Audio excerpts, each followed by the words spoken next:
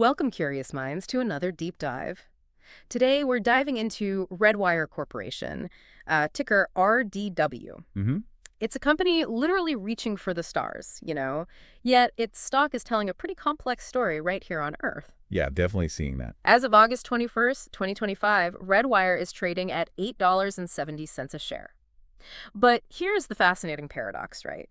Expert models suggest its intrinsic value could be way up at $19.50. Huge difference. Exactly. So is this a massive deep value opportunity just waiting to be unlocked? Or, are the market's current doubts about its future actually well-founded? That's the core conflict we're going to unpack today. And what's really intriguing about Redwire, I think, is that it's not just another tech company. It's positioned itself as a critical infrastructure provider, sort of building the picks and shovels for humanity's expansion into space. Right.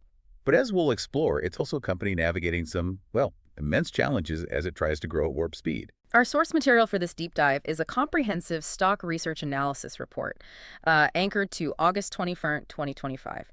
Gives us a really detailed snapshot of RDW.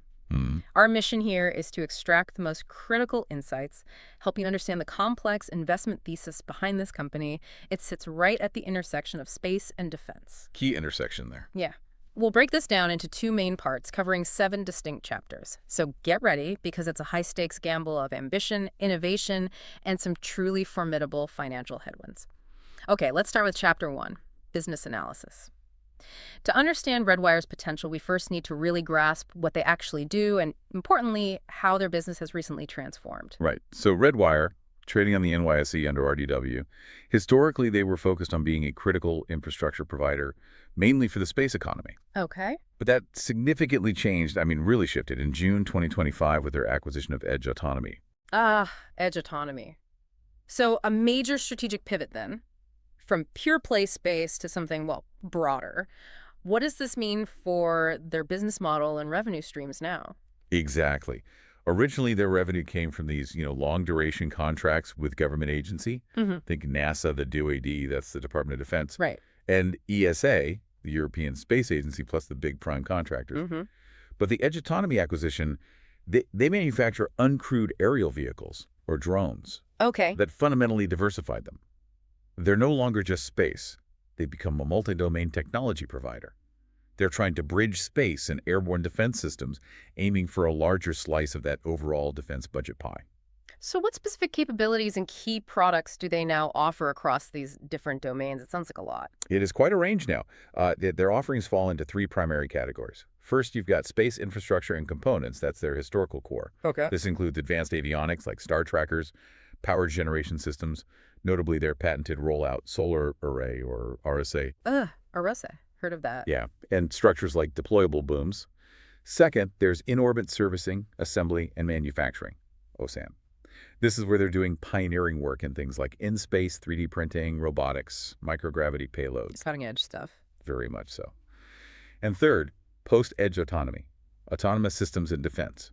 This now includes combat-proven tactical UAVs and associated ISR payloads, intelligence, surveillance, reconnaissance for national security clients. Wow, that's quite an expanded footprint. Where do they stand in the market then in terms of position and scale after all this M&A activity? Well, they've strategically positioned themselves as a kind of new leader, trying to blend the deep flight heritage from the companies they bought. Right, the established name. With a more agile, modern approach. And the Edge Autonomy deal, it dramatically expanded their scale. Now they're looking at approximately 1,300 employees and over 628,000 square feet of manufacturing space across the U.S. and Europe. Big jump. Given that whole range of offerings, why Redwire? What's their primary value proposition to customers over, say, their competitors?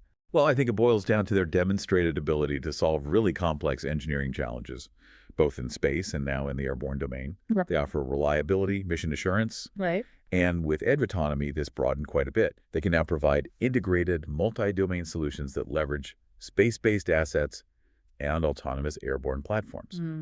That's pretty unique, especially for national security needs. Redwire operates at the confluence of some truly massive trends. You mentioned space and defense. What kind of market growth potential are we talking about here? Yeah, this is a key part of the bull case, right? They're riding 2 enormous waves, the commercialization of space and the modernization of defense tech. Just the global space economy alone is projected to grow from, $466 billion in 2024 to potentially $1.8 trillion by 2030, 2035. Wow. That's a robust 9% to 12% compound annual growth rate, and it's fueled by things like satellite constellations, increased government and defense spending in space, and tech advancements like reusable rockets and in-orbit servicing. But they're certainly not alone in these booming sectors. I mean, what does the competitive landscape look like? Who are their key rivals? Oh, it's diverse. Very diverse. They compete with other new space peers like Voyager Space, Intuitive Machines. Okay. But also, they're up against the established aerospace and defense giants like Lockheed Martin, Northrop Grumman, who are interestingly sometimes customers as well. Right. Frenemies. Kind of, yeah.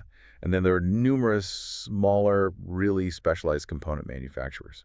So it's fragmented, but it's definitely an intense environment. And what about the regulatory side and barriers to entry? These are sensitive, high-stakes industries, space and defense. Oh, the barriers are significant. Absolutely. Yeah. It's heavily regulated. You've got NASA, DoD, ESA oversight, strict technical protocols, cybersecurity standards, plus international trade rules like U.S. export controls.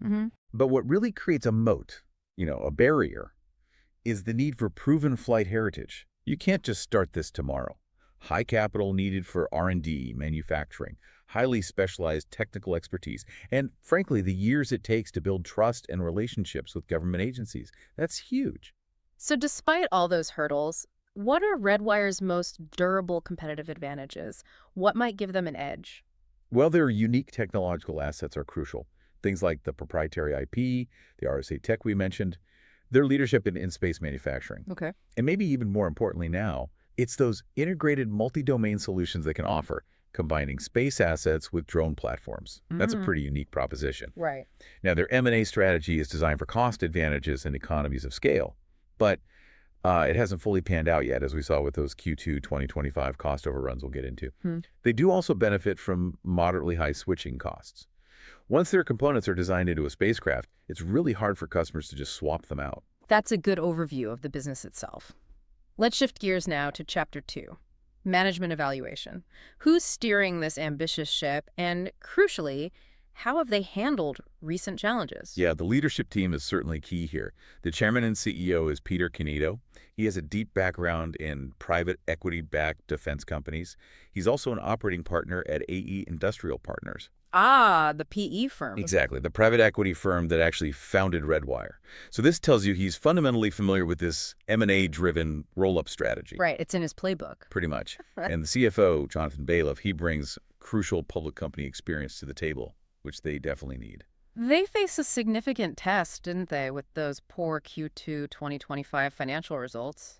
How did management respond to what was a pretty substantial miss on revenue and earnings? Well, they attributed it mainly to delays in government budgeting, always a risk, and significant cost overruns on some complex programs. And they presented the Edge Autonomy acquisition as sort of the solution, arguing its production-oriented contracts would reduce future volatility. But, the stock still took a sharp dive. Management often tries to put the best spin on things, naturally.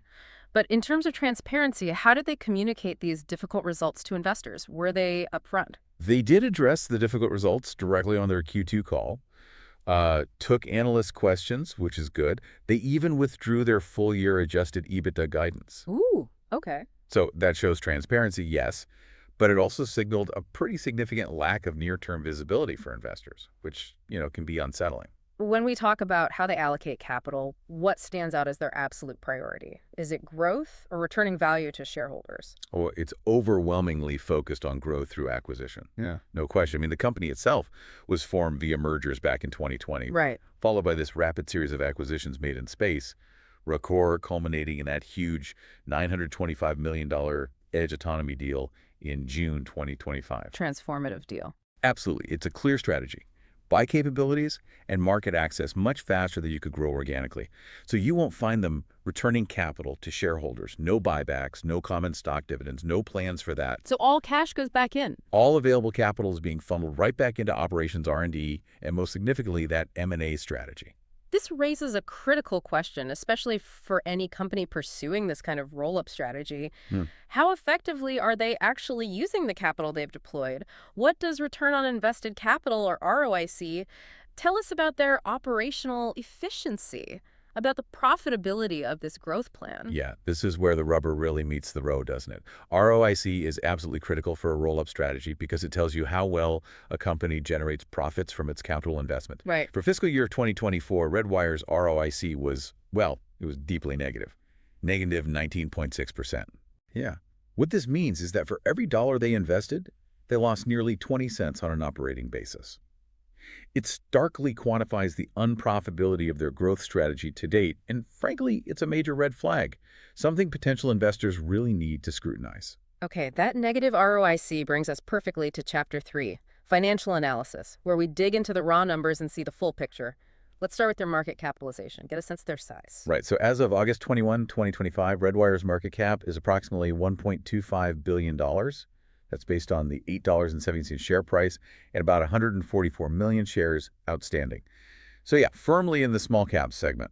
Their acquisition strategy has certainly delivered top-line growth, as you said. What do the revenue trends look like over the past 5 years? Is it consistent? Well, the growth itself has been explosive, driven almost entirely by those acquisitions, remember. They grew from about $44.5 million in 2020 to $304.1 million in 2024. Huge jump. Massive jump. They had triple-digit growth, over 200% in 2021 alone. So the growth part of their story, undeniable, it's there. But growth doesn't always equal profit, does it? That negative ROIC certainly hinted at that. So how are their profit margins looking? Gross, operating, net, what's the story there? Yeah, that's where it gets really interesting and, frankly, quite concerning. While revenue has soared, profitability has remained elusive.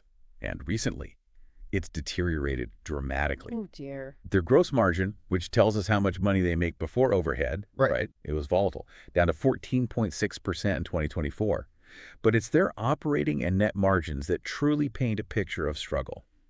Consistently and deeply negative. And their Q2 2025 results showed a really shocking gross margin of negative 30.9% and an operating margin of negative 148.8%. Minus 148%. Yeah, driven by those significant cost overruns and M&A expenses we keep mentioning. This isn't just a loss. It's a massive cash hemorrhage from their core operations. Wow. Speaking of cash burn, is the company generating cash or just burning through it? What does their free cash flow tell us? Yeah, free cash flow tells a pretty stark story of consistent cash consumption. They went from burning $39 million in 2021. They were still burning $24 million in 2024. Okay, so still negative. Still negative, and it's dramatically worsened in 2025. They burned $49.1 million in Q1 and another $93.5 million in Q2. Whoa. This accelerating cash burn is a major concern for financial stability.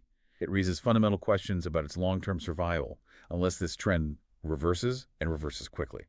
So consistent losses, not earnings, is the theme here. Precisely. Since going public, Redwire hasn't reported a profitable year, consistently negative diluted EPS, and their Q2 2025 GAAP EPS of a negative $1.41, that was a substantial miss versus expectations, leading to that sharp sell-off. Okay, let's turn to the balance sheet health.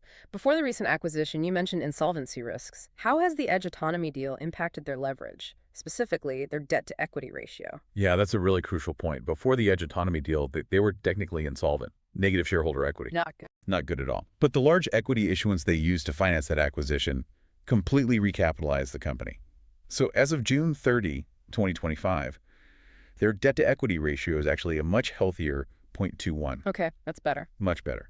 They have about $190.8 million in total debt and $907.6 million in equity now. So that addressed the immediate insolvency risk, at least for the time being. And their current ratio. As a measure of short-term liquidity, do they have enough cash and assets on hand to cover immediate obligations? Their current ratio as of June 30th, 2025 is 1.46. That's calculated from $244.5 million in current assets versus $167.4 million in current liabilities. Okay. This is generally considered healthy, yeah. It suggests they have sufficient liquidity for the next 12 months or so. All right, moving to valuation now. With consistent losses, obviously, a price to earnings or PE ratio isn't useful, it would be negative. So how do we value a company like Redwire, particularly relative to its peers and the broader industry? What about price to sales? Exactly. We have to turn to revenue-based metrics like price to sales or PS Redwire. Trades at a trailing 12 months PS ratio of approximately 4.6x. 4.6. How does that compare? Well, it looks pretty expensive compared to its peer average, which is around 1.4x. And the broader aerospace and defense industry average is about 3.0x. So quite a premium, though. Definitely a premium. It suggests the market is pricing in significant future growth despite the current lack of profitability. For example, Intuitive Machines, LUNR, has a PS of 4.5x, pretty close, while Voyager Space, VOYG, is even higher at 9.8x. So there's precedent in the sector, but it's still high. So a premium valuation despite the losses. But what about intrinsic valuation, like a discounted cash flow or DCF model? Does that give us a different picture of what the company might actually be worth underneath the market noise? Right, a DCF analysis tries to get at that true value by forecasting future free cash flows and discounting them back to today's value. Educational DCF models suggest an intrinsic value for Redwire somewhere in the range of $11.50 to $19.50 per share. That's a fairly wide range, and like we said at the start, significantly higher than the current stock price, around $8.70. What are the key assumptions driving that intrinsic value range, and how sensitive are those models to changes in assumptions? Yeah, they're highly sensitive, very sensitive to the inputs. These models are basically predicated on really strong future revenue growth. Yeah. We're talking exceeding 30% annually for the next 5 years. Oh, Plus significant profitability improvement. And the company actually starting to generate positive and growing free cash flow. big assumptions. Huge assumptions. Yep. And the discount rate the rate used to value future cash flows today, like a 6.5% cost of equity used in one model, Yeah. that appears relatively low for a company with Redwire's risk profile, Meaning? meaning a higher, arguably more conservative discount rate would lead to a lower intrinsic value. And the terminal growth rate, usually tied to long-term economic growth, that's another key assumption. Essentially, these DCF models are saying, look, if everything goes perfectly, this is what it could be worth. Big if. Okay, let's move into the second part and look at Chapter 4, Market Sentiment. What's the general vibe around Redwire right now, especially from Wall Street analysts? And how has recent news impacted that perception? Well, there's a significant disconnect, really, between the current stock price and what Wall Street analysts are saying. The consensus rating is actually a buy. Oh, interesting. Yeah, with an average 12-month price target of approximately $18.06. However, and this is a big however, there's a wide dispersion in those targets. They range from $10 all the way up to $28. Huge range. Huge range. It signals optimism about the long-term potential for sure, but also clear disagreement and uncertainty about the near-term execution risk. The media tone must have turned sharply after that difficult Q2 report, though. What were the headlines saying then? Oh yeah, it's been very mixed and event-driven. You get positive company press releases highlighting new products, contract wins, that sort of thing. But the financial media tone, it turned sharply negative right after that Q2 2025 earnings report on August 6th. Headlines like, "Why Redwire stock imploded today?" They perfectly capture the market's deep disappointment, completely overshadowing any positive strategic announcements they might have made. Beyond the media narrative, what do key market indicators tell us? For example, how much short interest is there in the stock? What does that imply? Short interest is quite high. It's sitting at approximately 13.90% of the public float. That translates to about 7.83 million shares being shorted as of mid-August 2025. Okay, so significant bets against it. Exactly. It indicates a significant number of market participants are actively betting on further price declines. Now, the days to cover ratio is relatively low, about 1.8 days, which suggests you'd probably need a pretty strong positive catalyst to trigger a real short squeeze. And what did the technical indicators say? The stock price relative to its moving averages. Is it in an uptrend, downtrend? What does that signal to investors looking at charts? Oh, the stock's technical posture is unequivocally bearish, no question. At $8.70, it's trading substantially below its 50-day simple moving average, which is around $15.21, and also well below its 200-day simple moving average of $14.09. Okay, clear downtrend then. Clear downtrend signals strong negative momentum.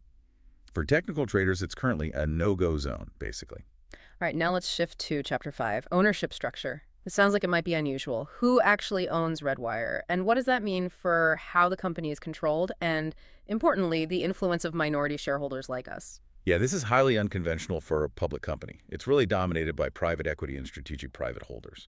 The largest shareholder is Edge Autonomy Ultimate Holdings, LP, that's a limited partnership, holding about 34.6%. Okay. And AE Industrial Partners, LP, the private equity firm that created Redwire, remember? They hold about 24.8%. So Combined, they control nearly 60% of the shares. Traditional institutional ownership, like mutual funds or pensions, is comparatively small. Wow, okay. With such concentrated ownership by those big players, what about insider holdings, the actual management and board? And have there been any recent transactions? Are they buying or selling? Well, individual insiders own a relatively small slice, only about 1.53%. Tiny. Yeah. In the 3 months leading up to our analysis date, there were slightly more open market buy transactions, 15, than sells, 10. And notably, after that Q2 stock drop, 2 officers did make small open market purchases. Okay. A small signal, perhaps. Maybe. Some might interpret it as a vote of confidence, but, the overall volume was pretty low. So the main takeaway here seems to be that ownership is extremely concentrated. How does that impact the company's strategic direction and the influence of minority public shareholders? It means that a very small group, particularly AE Industrial Partners, has effective control over the company's strategic direction. It really resembles a private company more than a widely held public corporation. And that significantly reduces the influence of minority public shareholders. Their interests, the PE firm's interests, might not always align perfectly with smaller investors. Okay, that potential misalignment leads us nicely into Chapter 6, risk assessment.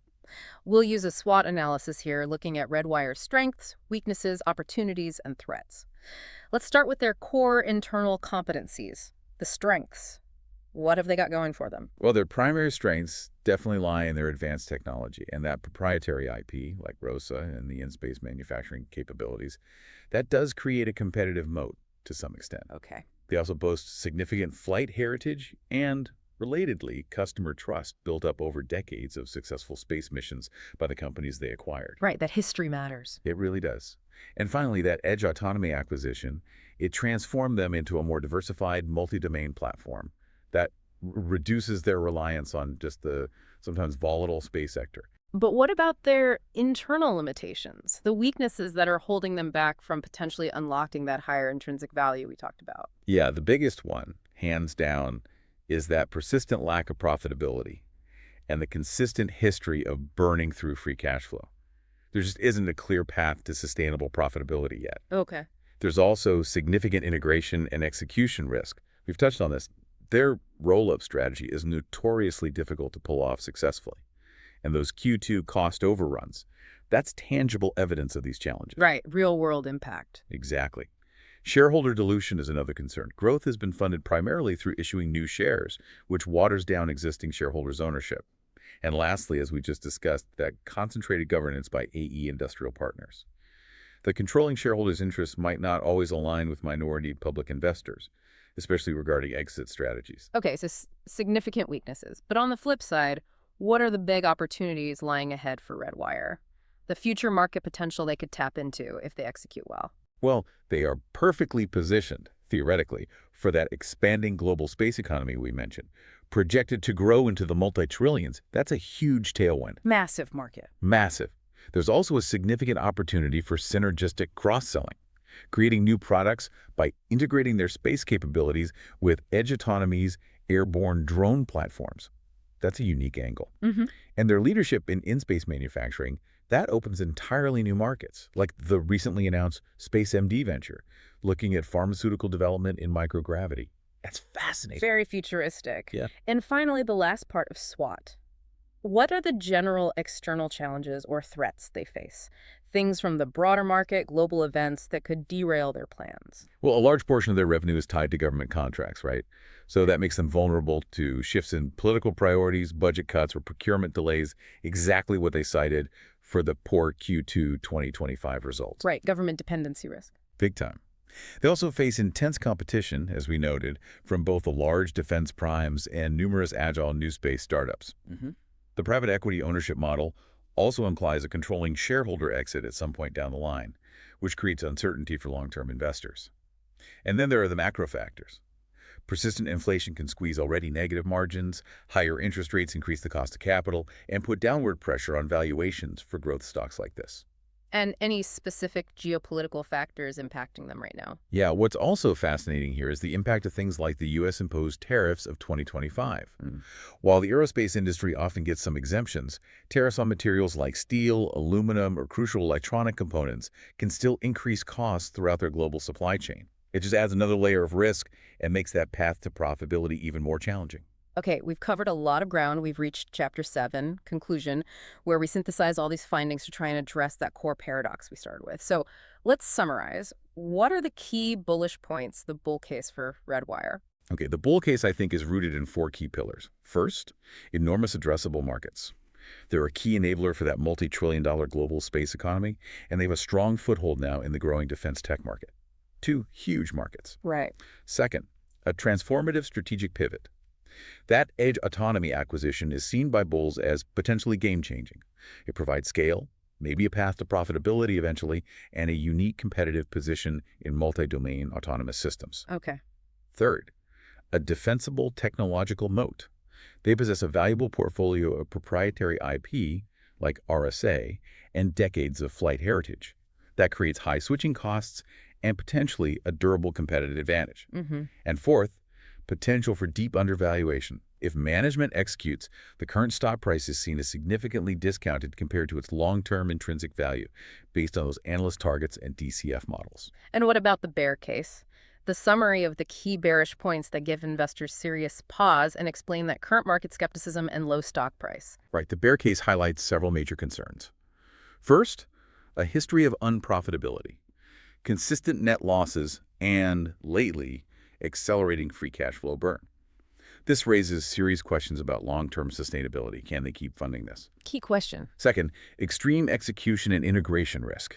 That roll-up strategy is just notoriously difficult, and those Q2 2025 cost overruns are tangible recent evidence of significant challenges in integrating these disparate companies effectively. Okay. Third, governance risks and shareholder dilution. Growth has been financed by massive share issuance, diluting existing holders, Right. and you have effective control by a private equity firm whose ultimate interest, particularly their exit timeline, may diverge from minority shareholders. Right. And fourth, overwhelmingly negative market sentiment. The stock is in a clear technical downtrend. There's high short interest. It indicates a significant portion of the market is actively betting on further declines right now. So to bring it all back to valuation and that paradox we started with, what's our concluding outlook? Comparing the current share price of $8.70 to that estimated intrinsic value range of $11.50 to $19.50, is this a buy, a sell, or something else entirely? Well, our review of those educational DCF models suggests that intrinsic value range of $11.50 to $19.50 per share. Redwire's current share price of $8.70 trades at a substantial discount to even the low end of that range. Big gap. It's a big gap. And it highlights the core conflict we began with, right? The market is currently pricing in the recent poor performance, the cash burn, the execution risks. While that higher intrinsic value reflects the immense potential if, and it's a big if, the long-term strategy is successfully realized. So investing in Redwire today is essentially a bet. It's a bet that management can navigate these severe near-term challenges to unlock that significant but highly uncertain long-term value. High risk, potentially high reward. What a deep dive into Redwire. It's a company that truly, truly exemplifies the challenges and the opportunities of innovating in these critical, high-growth sectors. Indeed. And it raises, I think, an important question for you, the listener, to ponder. What does it mean for the future, for the evolution of space exploration and national security, if a foundational picks and shovels company like Redwire struggles to find its financial footing? How might this shape the landscape of innovation in these critical sectors moving forward? Something really worth thinking about. Absolutely. Thank you for joining us on this deep dive. If you found this insightful and want to stay well-informed on other fascinating companies and topics, please be sure to like and subscribe to the Stock Analytics AI YouTube channel. That's right. And remember, Stock Analytics AI members, it's just $4.99 a month. They get priority deep dives on tickers. We're actually covering all of the S&P 500 stocks over the next few months, and members get exclusive priority access to those. Great value. Yeah. And if you just want a one-off deep dive on a specific stock that's caught your eye, just drop us a super thanks on the video. As always, please remember this analysis was generated by an AI system purely for educational purposes only. It should definitely not be considered financial advice. Always, always conduct your own thorough research or consult with a qualified financial advisor before making any investment decisions. Until next time, keep learning and keep diving deep.